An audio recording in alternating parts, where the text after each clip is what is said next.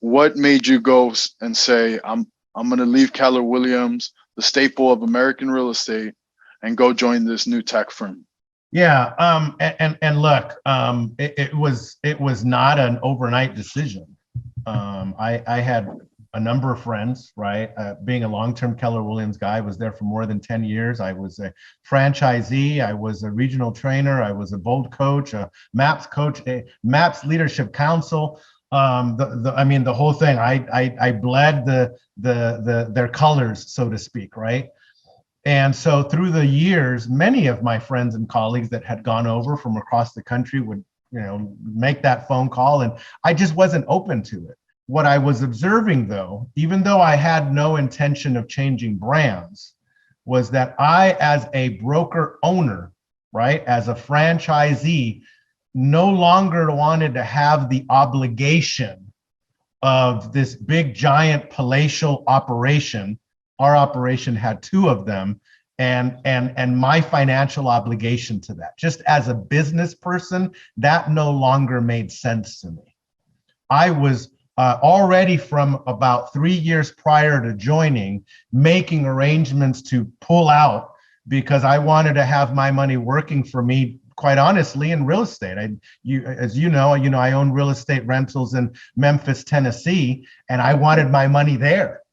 And I already kind of saw, like, God, like, agents want more commissions, things are getting more expensive. That broker Margin, yeah, is you're very squeezed. And the reality of it is that my partner and I, we're the ones on the hook for everything, right? The lease included, the employees, and so you're really locked into that. So I had already removed myself from that, having foresight that I just didn't want my money there. And then, of course, this whole COVID thing hit 2 years ago. And our operations, right, because I was also at that point the broker of multiple operations, our operations had to, for the most part, close down. In LA County, we couldn't even enter our building. How did we run the operation? I mean, we still had escrows, we still had agents, we still had training. It's not like if people stopped buying homes, we just couldn't meet where we were used to meeting. And so then we started doing things like this, right? I was on the phone, on the text, on the Zoom, on the email, on the everything, staying in contact with my agents. I actually had to raise my communication with the agents in order to provide them a better service, because I couldn't see them anymore. And it was that time that the friend of mine that brought me over to EXP reintroduced it. And I realized that the company had already been operating like that for almost 10 years at that time. And what I saw by force, they saw coming. And that's when it made sense to me, right? And then I was no longer tied financially. As I mentioned, I had already sold my ownership in my franchise. I was already, somewhat able to step away. And then an opportunity came in here with me at EXP, and I just jumped on it.